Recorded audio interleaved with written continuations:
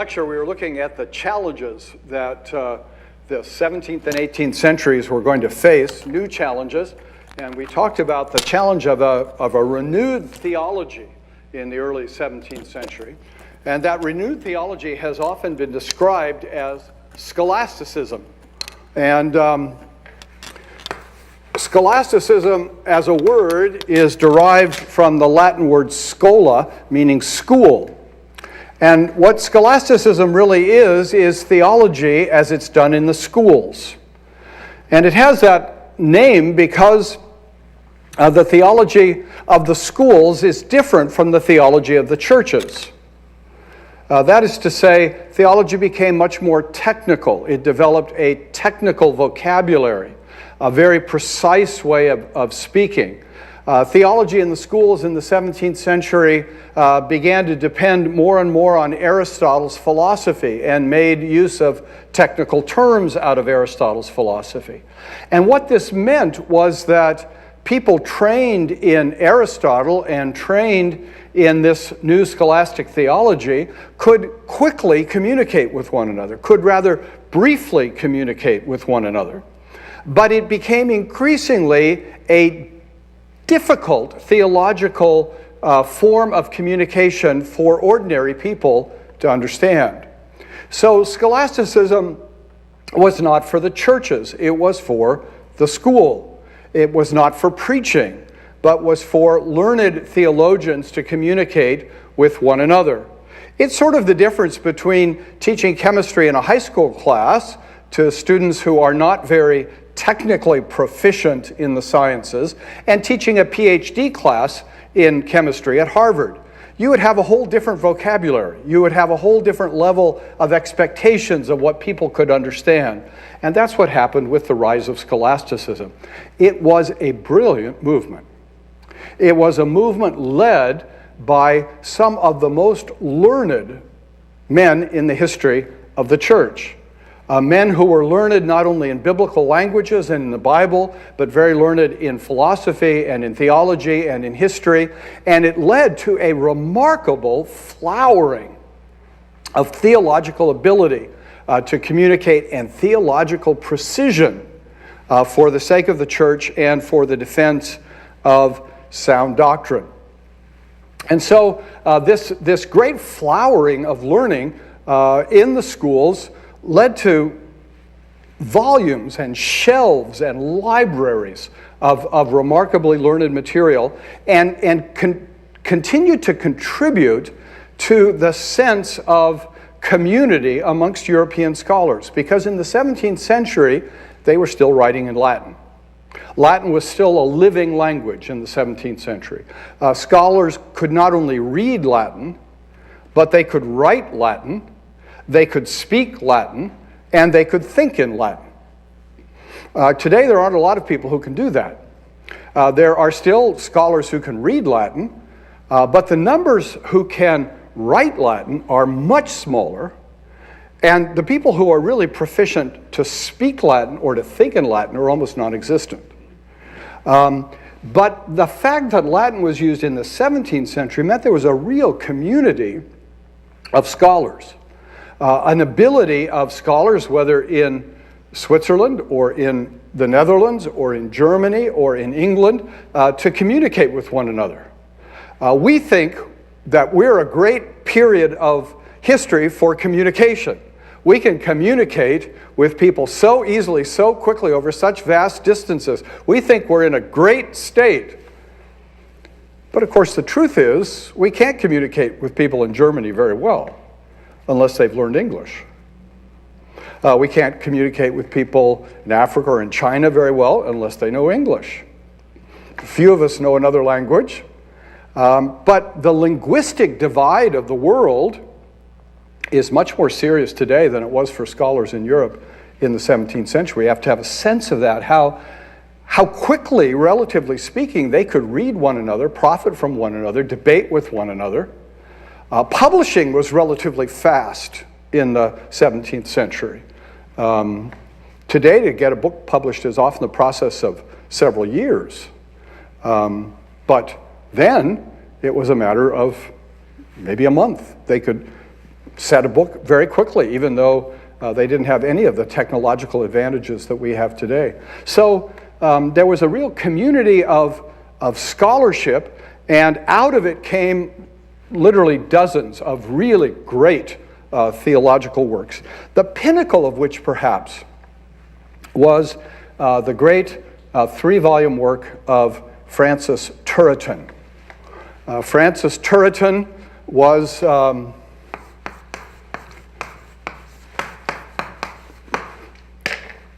a professor and a pastor in the Reformed Church in Geneva. He lived from 1623 till 1687. So right at the heart of the 17th century is when Turretin wrote and when Turretin taught there in Geneva. And his great 3-volume work, The Institutes of Elenctic Theology, even the title is difficult to understand, close to the Institutes of Polemic Theology, it was controversial theology that he was looking at, is one of the great resources of Reformed history. And thankfully, it has been published in the last couple of decades in an English translation. Turretin's Latin was used as the textbook in systematic theology at Princeton Seminary for almost the whole 19th century. And students at Princeton Seminary, still in the 19th century, were expected to be able to read Latin.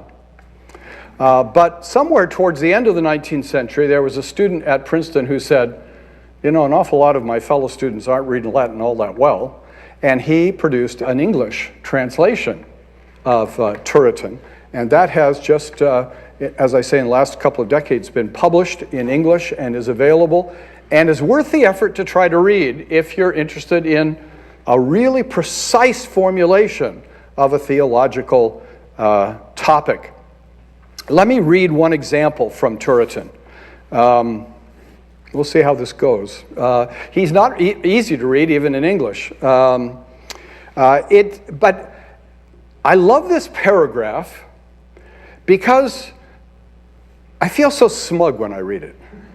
Do you ever read things and feel really smug? That you know something that no one else knows?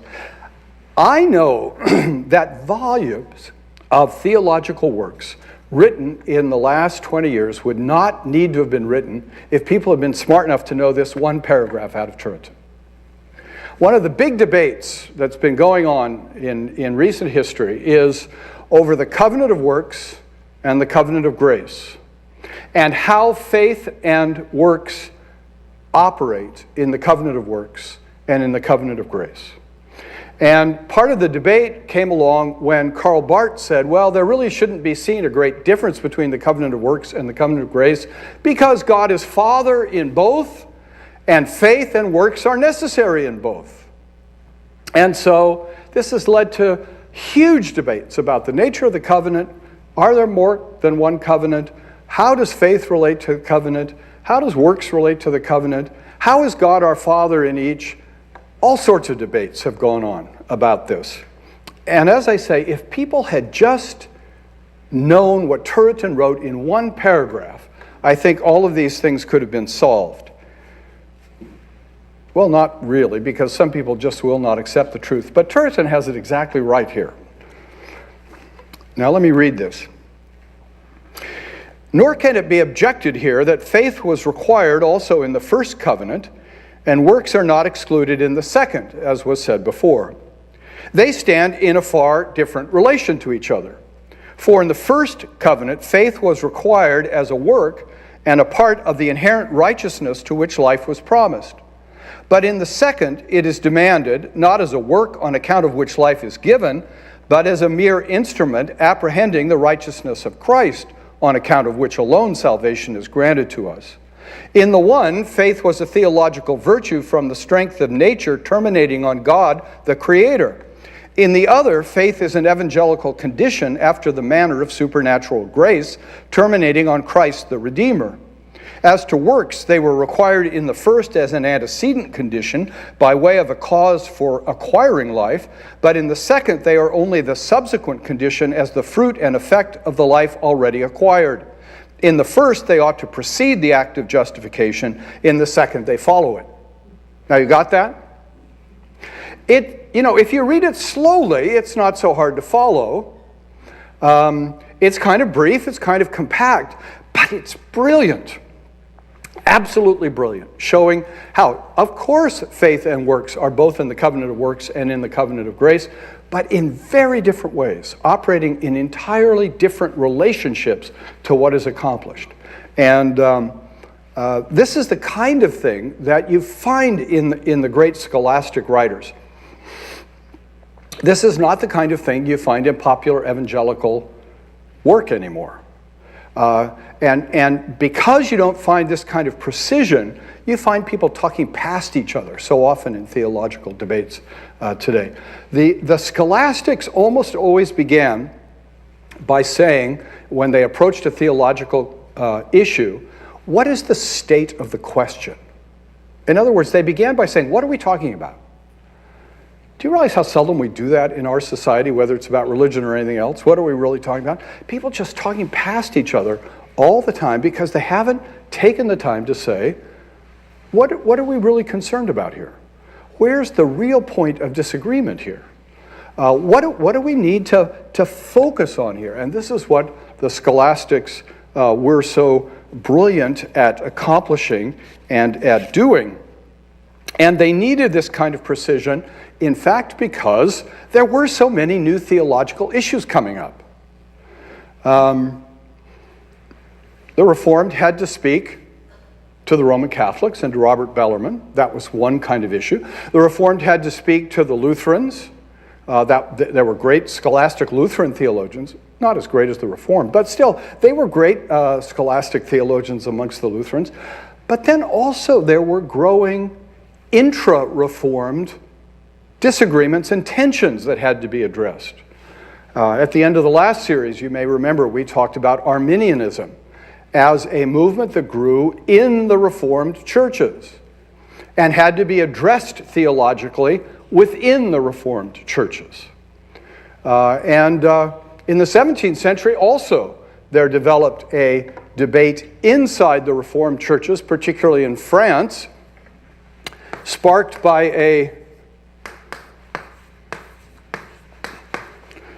a French pastor and professor by the name of Amirault.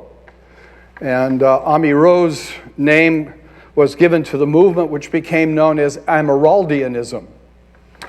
And Amyraldianism came sometimes later to be called four-point Calvinism, because Amirault challenged the notion that Christ had died for the elect alone and taught that Christ had died for everyone. And I always say, why be stingy and only have 4 points when you can be full and have 5? But that's not a sharp theological argument. Amirault was a clever professor. He argued his case very pointedly, and he had to have a very pointed, a very careful, a very precise kind of answer to what he was doing. And it also helps remind us that these theological issues have much broader consequences often. Sometimes we can say, is it so important to be precise theologically? Does it really matter? Why can't we let some of these things go? Why can't we just like one another? But Amirault's effort to change historic Calvinism reflected a whole strategy on his part for the French Reformed Church. He was a member of the French Reformed Church. And by the early 17th century, the French Reformed Church had come to recognize it was probably permanently a minority church in France. There had been a moment in the 1560s where there was a chance, it looked like, that the Reformed might actually take over all of France.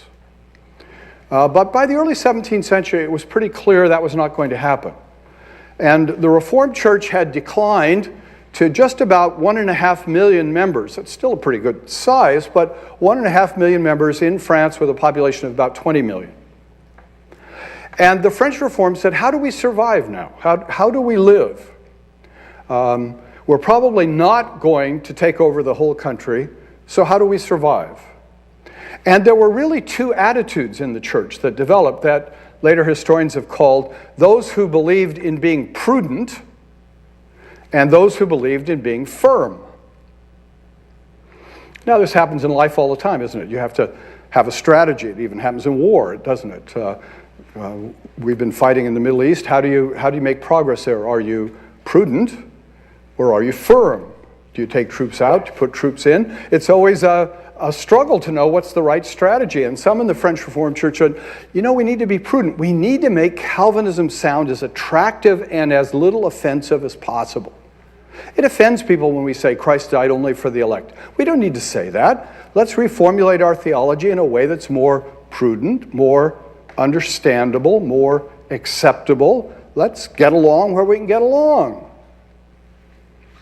And then there was the other side in the church in France, the firm side, that said that's just compromise. That will only weaken the church. We need to be clear, we need to be explicit, we need to understand for ourselves why we're different, and we have to uphold our differences. And both of those strategies could be argued for. Both of them potentially made some sense. Neither of them ultimately saved the day for the French Reformed Church.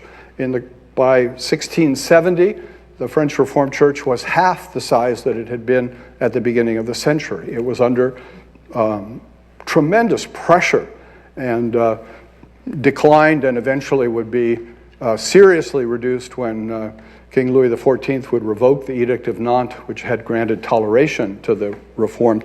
Louis XIV in the 1680s said, there are no longer any Reformed churches in France, and so we no longer need the Edict of Nantes. I revoke it. Now, of course, that was a lie, and he knew it was a lie, but led to a large emigration of French Huguenots, some of them to America, some of them to England, some to the Netherlands.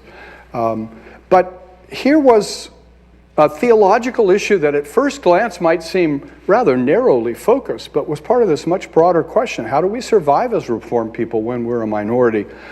Do we hold up our distinctiveness, or do we try to sound as much like everybody else as we can? That's still an issue for Reformed people today. Do we want to look like all the other evangelical churches, or do we want to be distinct? And there are good people on both sides of those issues, although the firm are right. That's not a historical comment. That's just my own personal prejudice seeping in. So here we have this marvelous intellectual community that's been created, a marvelous accomplishment that is still a treasure trove for the church, largely unknown today. More known today than it would have been 20 or 30 years ago, but still not known as much as it ought to be.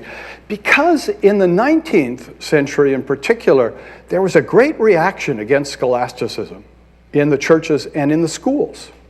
That stuff's just dead. That stuff's just lifeless. That stuff doesn't really help anybody anymore. We need a whole new energy in theology. We need a whole new way of talking theologically. Change happens. You can't avoid it. But in the process of being critical of scholasticism, partly because Europe moved away from Aristotle, and scholasticism seems so linked to the philosophy of Aristotle, they said, well, if we're not Aristotelians philosophically, we really can't learn anything from this old-fashioned kind of theology. In fact, this theology was not that dependent on Aristotle, but that's another big issue we won't get into today. But by the 19th century, especially the later part of the 19th century, scholasticism became a kind of nasty word. And a way to sort of put down your theological opponent was say, well, that's sort of a scholastic argument. That means it's too picky and it's too dead and it doesn't really accomplish anything. And you find even in quite solid Reformed circles in the early 20th century, people using the word scholastic as a kind of nasty word, a way to put down your opponent. And it's really amazing that happened. And we really live in a day in which there is a flourishing, again, of an appreciation for scholastic writing. And a lot of translation has gone on. There's some translation of a great Dutch scholastic theologian by the name of Witsius. And His writing is really quite readable and very useful to read. I'm always intrigued, there have been so many Americans who have been so intrigued by the work of Jonathan Edwards as a theologian. And Jonathan Edwards always said his favorite theologian, the best theologian he knew that had preceded him, was Peter van Maastricht. And as far as I know, Edwards scholars have never studied Peter van Maastricht because van Maastricht is only available in Latin, and it's a very turgid kind of Latin. So one of the key sources to the thought of Jonathan Edwards is a source that's almost entirely closed to us. Right now, there's a translation project going on to translate Peter van Maastricht. So I'm sure you'll all want to rush out and get that the minute it's hot off the press. But this is kind of the vitality of the world that we live in, where we can really begin to appreciate anew the scholastic theologians. You have to invest yourself to read them, but the rewards are really worth the effort. Now, one of the charges always brought against the scholastics was they were dry, they were dead, and they were deadening. That's just not true. They weren't dry, they weren't dead, and they weren't deadening. They were tough, but they were profound, and they were helpful. And personally, they were very concerned about piety. And that needs to always be borne in mind. They were great preachers. Francis Turretin was a great preacher. The people heard him gladly in Geneva because he didn't take his theology book into the pulpit and read. He preached to the hearts and lives of the people. He knew the difference between scholastic theology and preaching. He knew the difference between theological graduate students and lay people in the churches. He knew how to change the way in which he communicated from one to the other, and he was passionate about piety and true faith being built up in the hearts of the people. That's what the scholastics were like at their best, and it's worth remembering and treasuring what they've done for us. So that brings us to the conclusion of this lecture, and my parting word would go buy a scholastic book. It will improve your theology and help you get to sleep at night all at once.